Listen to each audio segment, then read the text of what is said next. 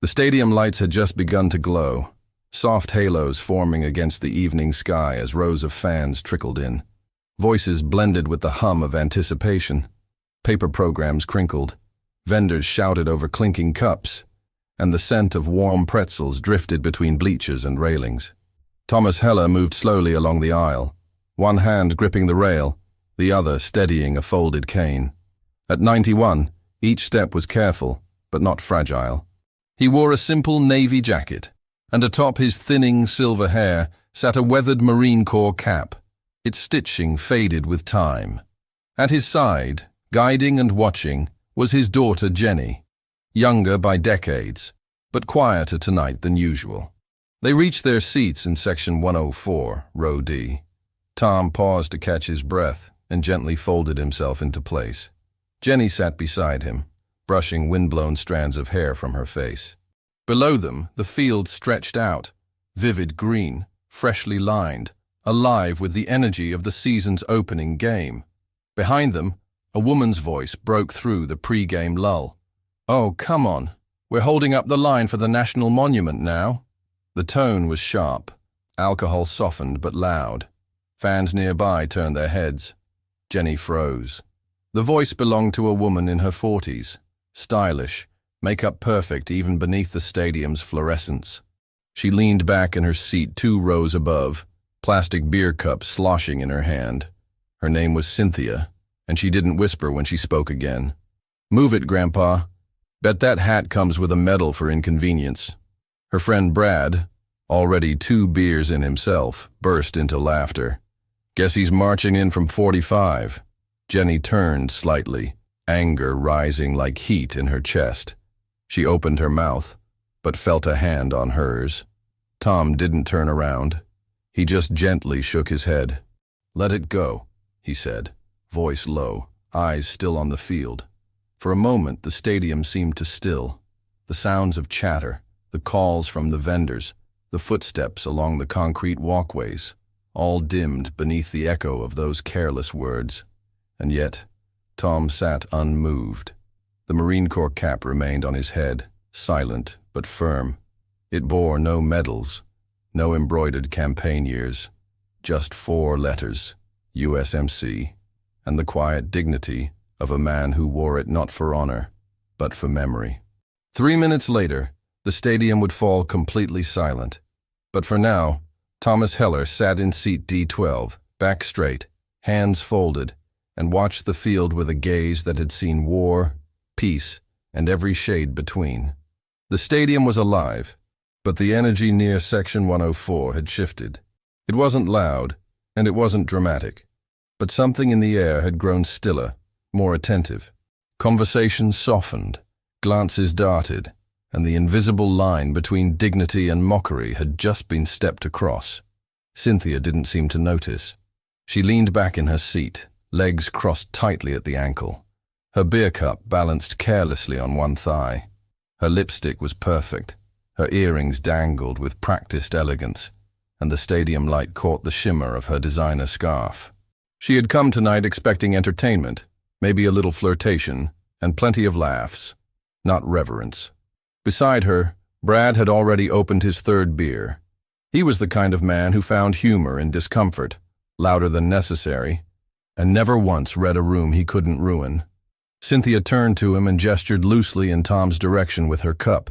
"Think he's gonna salute the soda guy next?" she snorted. Brad chuckled. "Someone better get him a cane with blinkers." And a few heads turned now, not many, just enough. A woman seated in front of them frowned, saying nothing but adjusting her posture just enough to put her body between them and Tom.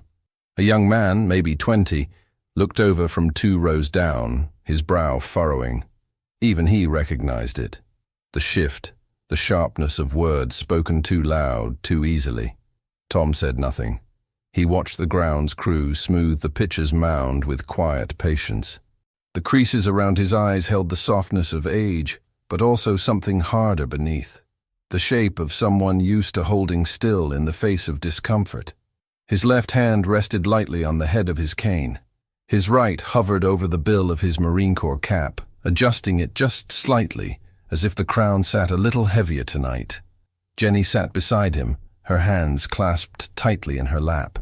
She didn't speak either, but her silence was stiff, brimming with unspoken words. Her knuckles whitened as she held herself in place. She had grown up with the stories, or rather, the absence of them. Her father had never glorified what he did. He had always been modest, private, but proud in his own quiet way. That hat had never been just a hat. From a few rows down, a child watched them. A boy, no older than 8, wearing a team jersey 2 sizes too big. He pointed discreetly to Tom and whispered to his father, "Why's he wearing that hat?" The father leaned close, whispered back, "He's a Marine, like Great-Uncle Eddie." The boy nodded solemnly, as if that settled something deep in his mind. Cynthia laughed again, but now her voice was just a little too loud. Even she seemed to sense the atmosphere shifting. She pulled a small, compact mirror from her purse and dabbed at the corner of her eye, reapplying mascara that didn't need fixing. Jenny turned her head slowly toward Tom. "We could go," she whispered, "if you want." Tom didn't respond right away. His gaze stayed on the infield, where the players had begun stretching near the dugout. "No," he said at last, voice quiet but firm. "We came to remember." The stadium lights flickered higher as the sky deepened from lavender to navy. A breeze stirred across the bleachers, catching the edge of Tom's coat and lifting a strand of Jenny's hair. Somewhere, a bell chimed, and the first tones of the public address system began to ring out. In 3 minutes, everything would change. But for now, a few careless words hung in the air, unchallenged, and a man in a faded Marine Corps hat stared at the field, carrying memories far heavier than his silence let on.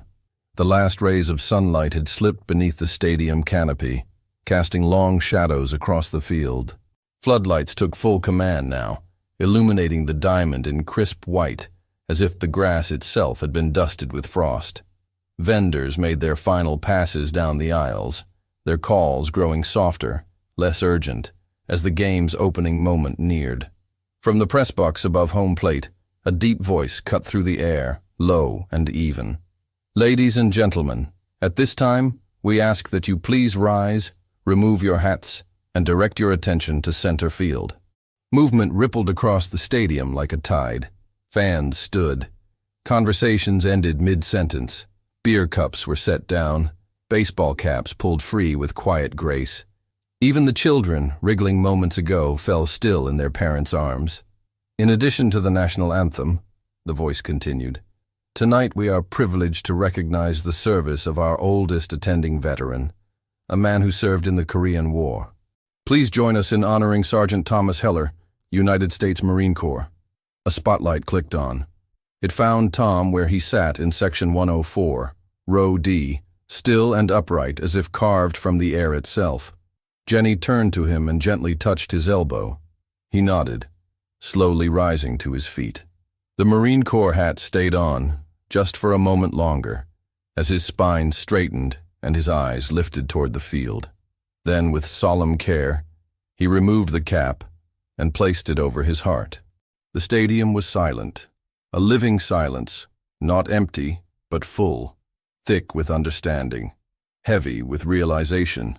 That hat, so easily mocked only minutes ago, now stood as a symbol, not just of war, not just of age, but of something enduring, sacrifice carried forward in silence, decade after decade. 2 rows behind, Cynthia stood too. Her hand trembled slightly as she removed her own hat, a wide-brimmed summer style now awkward in her grasp. Her eyes widened, fixed on the back of the man she had ridiculed only moments earlier. Brad stood as well, but his smirk had vanished. He stared ahead, jaw clenched, caught between shame and discomfort. No one looked at them, but everyone saw them. The anthem began, a single voice ringing out, clear and unaccompanied. Not recorded, not flashy, just a woman's voice, steady and sure, floating over the crowd like wind through flags. Tom didn't blink. His eyes stayed fixed ahead, hand pressed over his heart, hat steady in place. Jenny stood beside him, lips tight, her own hand across her chest. And behind them, Cynthia remained frozen, her posture stiff, her expression unreadable. But her eyes never left Tom. The song continued, verse by verse, and with every note, the tension from earlier dissolved. Not forgotten, but absorbed, transformed. By the time the anthem reached its final line, the entire stadium was not just standing. It was listening. The snow didn't fall in flakes, it fell in walls. Thick sheets of white crashed sideways through the Korean Valley, carried by a wind that cut through uniform and skin alike. Visibility shrank to yards. Footsteps vanished in moments. The whole world had turned to ice and smoke. Thomas Heller was just 20 then, but even at 20, he had learned how to move in silence. His rifle was slung over one shoulder, his coat was pulled tight across his chest. His breath came short and fast, crystallizing in the bitter air as he crouched near the edge of the ridge. All around him, movement flickered, boots retreating, orders hissed between chattering teeth. They were falling back. The command had been given at dawn. Enemy flanking was confirmed. Pull out, preserve the line, regroup. Everything was supposed to move fast, tight, and by protocol. But the snow had its own orders. Through the chaos, a voice cracked across the wind. Tom, Heller turned. Just beyond the tree line, sprawled half-buried in the churned ice, was Daniel Ruiz, the unit's radio operator and Tom's closest friend. He lay on his side, his pack half-crushed beneath him, one leg bent beneath the weight. The cables from the transmitter were tangled around his gear, the antenna snapped, and his voice, even now, was half-laughing, half-wincing. Guess I missed the exit cue, huh? Tom didn't hesitate. He sprinted. Snow pounded beneath his boots, stinging his eyes, clinging to his lashes. Bullets popped in the distance, not aimed, not close, but reminders all the same. The war had not paused for sentiment. He dropped to his knees beside Ruiz. "You all right?" Tom shouted over the wind. "Pretty sure the radio has a personal grudge," Ruiz grimaced. "Feels like it tried to bury itself in my ribs on the way down." Tom began unhooking the transmitter. "You said that last week when you tripped on it during mail call." "Yeah, but this time it didn't apologize." Tom cracked a brief grin, one of the rare ones. It was what Daniel Ruiz did. Even in the worst moments, he could summon light. Daniel had once dreamed of being a singer. Back in California, he'd filled cheap bars and community centers with a voice that could stop a room. Soulful, clear, magnetic. But his family hadn't had the means to support more than dreams, and when the draft letter came, he'd folded the sheet music and packed his boots. Still, the music had followed him. He sang on cold nights, when morale hung low like fog. He sang in foxholes and on hilltops, ballads and old standards, sometimes barely above a whisper, sometimes loud enough to draw cheers. No one ever told him to stop. No one could. He had that kind of voice, the kind that made silence welcome it. And Tom had always been there, leaning on him in the dark and holding the line beside him in daylight. They were brothers in all but name, tethered by shared hardship and the unspoken agreement that neither would let the other fall alone. Now, as Tom lifted Daniel's arm across his shoulders, he felt a wrongness. Not in the visible injuries. Daniel was upright, coherent, speaking, but in the way he leaned, the way his weight shifted. He wasn't pushing up like before. He was sagging inward. Tom dragged them both into motion. Step by step, through knee-deep snow, he hauled Daniel toward the fallback line. The pack on Tom's back now held both rifles and the broken radio unit. It dug into his spine, but he didn't stop. Behind them, fire opened. Tom lowered his head, shielded Daniel with his body, and pushed forward. Every breath burned. Every limb screamed. But he didn't stop. They reached the embankment. A shallow trench dug hastily into the snow. Tom dropped down, pulling Daniel with him, his gloves shaking. Daniel coughed once and winced. "You good?" Tom asked. Daniel didn't answer right away. Instead, he reached into his coat pocket and pulled out a small item, stiff, curved, dark blue. His Marine Corps cap. "Take this," Daniel said, pressing it into Tom's hand. What? No. Just take it, Tommy. Tom looked at him. Daniel's face was pale beneath the grime and ice. His eyes were duller now, not gone, but dimming. I knew something was wrong when I hit the ground, he said, voice barely above the wind. Inside, not just the leg. No, you're gonna be fine. Daniel gave him a lopsided smile. Of course I am, but if I'm not, wear it. Just now and then. So I'm still at the table. Tom's hand closed around the cap. The snow kept falling. The final note of the announcement still hovered in the air when the spotlight fell on Tom. He stood slowly, not out of weakness, but from the kind of deliberateness only a lifetime of discipline can shape. Jenny placed a hand on his elbow to steady him, though he didn't falter. His body, though bowed with age, straightened with a quiet strength as he rose to full height. The Marine Corps cap stayed on for just one beat longer. Then, with the same hands that had once held a rifle in frozen mud and carried a friend through fire, he lifted it from his head and held it solemnly over his heart.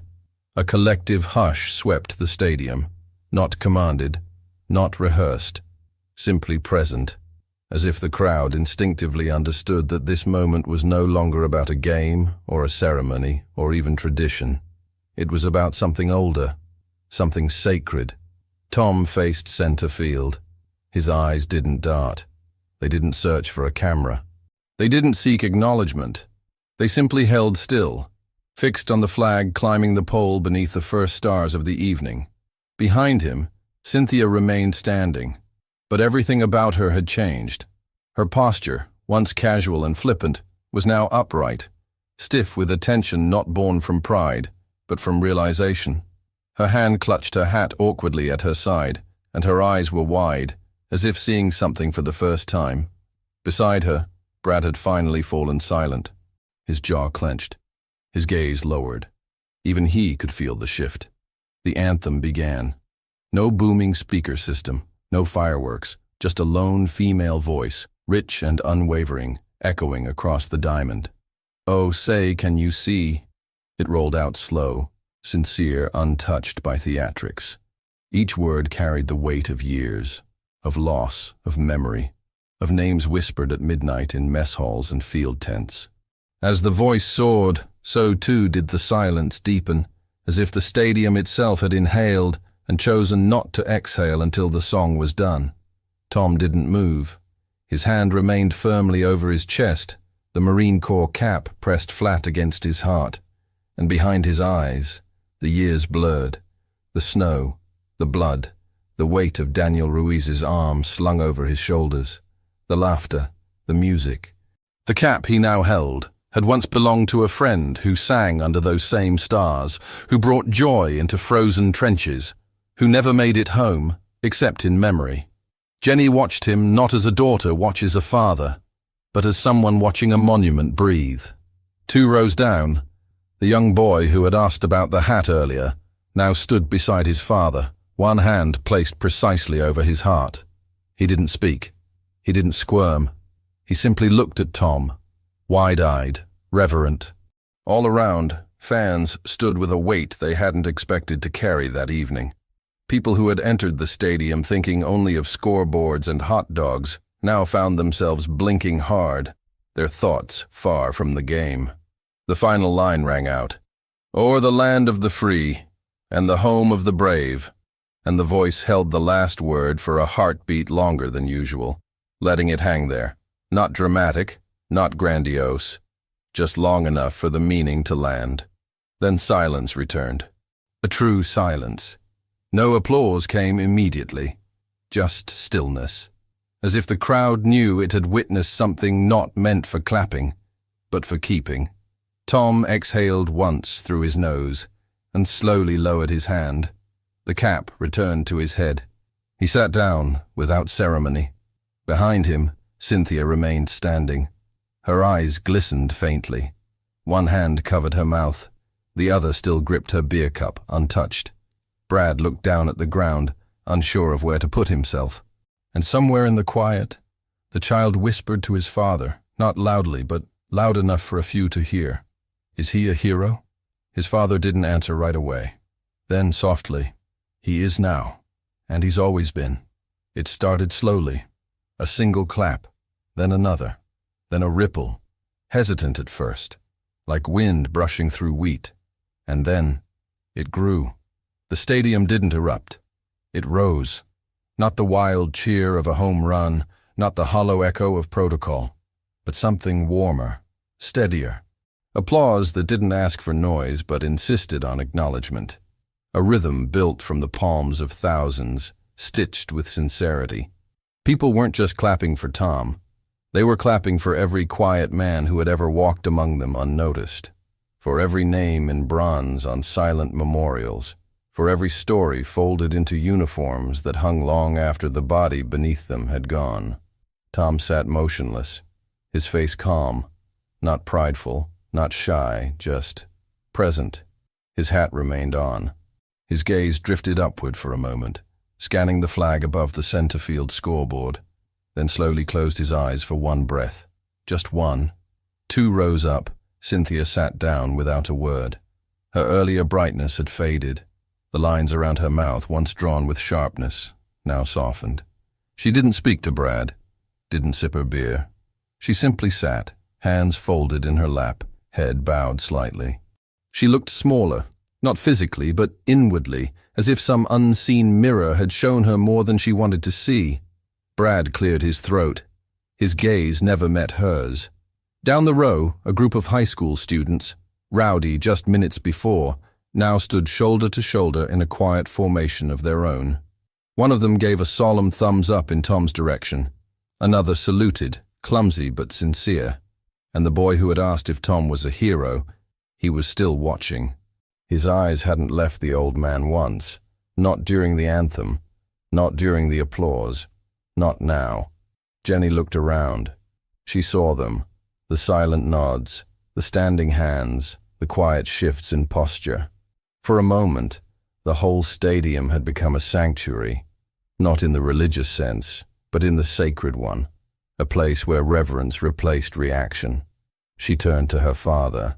He gave her a slight nod. "You see them?" she whispered. "I do." The applause finally slowed, not from waning respect, but because its purpose had been fulfilled. It had acknowledged what words couldn't reach. And now, as fans began to settle into their seats once more, the game announcer returned, his voice softer now, reverent. "Thank you, Sergeant Heller. And thank you to all those who serve, seen and unseen." Play resumed. But the crowd was not the same. And Cynthia, her voice was gone. Not silenced, just changed.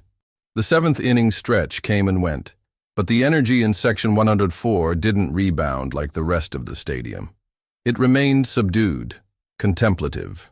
The music played, the mascot danced near the dugout. And yet in this small pocket of seats, something quieter held its place. Tom hadn't spoken since the anthem. His eyes tracked the game with calm detachment, as if seeing it through memory, not motion. Jenny offered him a sip of water, and he took it gratefully, nodding once. Behind them, Cynthia hadn't touched her beer. It sat lukewarm in the cup holder, forgotten. Her once animated face now bore the quiet flush of someone who had heard themselves through the ears of others, and didn't like what echoed back. For several minutes she said nothing, but the stillness between innings offered a space. She stood slowly, brushing non-existent wrinkles from her skirt, and made her way down 2 steps. Her movements were tentative, cautious, not from fear, but from the weight of knowing she had to cross a line she had drawn herself. She stopped at Tom's row. Jenny looked up first, protective instincts flickering in her gaze. Cynthia nodded once, not to ask permission, but to acknowledge presence. Then she looked at Tom. Her voice was low, stripped of bravado. "I just wanted to say, I'm sorry for what I said. I was rude, disrespectful, and I didn't know." Tom looked up at her. His expression didn't harden. It didn't soften either. It simply held. "You didn't have to know," he said. "That's the thing about respect. It comes first, or it doesn't come at all." Cynthia blinked, absorbing the words. "I understand that now," she said. For a moment she lingered. Not to justify, not to explain, just to let the apology live between them. Then she nodded again, turned, and climbed back to her seat. Brad looked at her, brows slightly raised, as if unsure who she was now. She didn't respond. She just sat down and folded her hands in her lap. Jenny leaned closer to her father. "You okay?" Tom smiled faintly. "I've been called worse by better," he said. Jenny chuckled softly, shaking her head. But in her eyes there was pride. Not for the spotlight, not for the applause, but for the unshakable core of the man beside her, a man who carried the weight of a friend's last song and still stood steady. Behind them, Cynthia remained quiet for the rest of the game. She didn't shout. She didn't drink. She didn't leave. She just listened. The final pitch was thrown under a canvas of stars. Cheers erupted as the home team clinched the win, but in Section 104, the celebration passed like a soft breeze, acknowledged, but not central. Tom stood slowly, the stadium lights reflecting in his glasses, and dusted crumbs from his jacket. Jenny rose beside him, steadying him with a hand beneath his elbow. Around them, a few fans lingered with polite nods, quiet acknowledgements. No one asked for a photo, no one asked his name, but they looked at him, truly looked, and carried something different in their expressions as they passed. As they reached the gate, the crowd parted almost instinctively, making room without words. Outside the stadium, beneath the tall bronze plaque near the main exit, Jenny paused. The engraving was new. She hadn't seen it before. It read, "To those who served, and those we almost forgot, may we remember more gently next time." She looked up at her father, who had stopped without realizing. He read the inscription. Then, with one hand, he removed the Marine Corps cap and held it at his side. "I didn't do anything special," he said. "You carried someone," Jenny replied. "That's more than most." Tom didn't answer, but his eyes glistened in the light. Jenny smiled gently. "Do you think Daniel would have liked baseball?" Tom chuckled, not loudly, just a warm rumble low in his chest. He loved the Cubs, always said they'd finally win the World Series the year the world got its act together. Jenny laughed softly. "Well, guess we're still waiting." Tom nodded, then placed the hat gently back on his head. They walked on. No cameras followed. No interviews waited. Just the hum of distant car radios, the crunch of gravel beneath careful steps, and the long shadow of an old Marine walking with the memory of a song still playing somewhere in the past. Some hats are worn to keep the sun off your face. Others are worn so a friend's voice can still be heard. Today we remember. Always forward. If stories like this resonate with your heart, like and subscribe for more untold moments of honor and kindness. Let us know where you are watching from, and if this moment brought back memories you carry with you. The best way to honor their memory is to keep listening. Click on the suggested video now, and we'll walk together through another untold chapter of courage and sacrifice.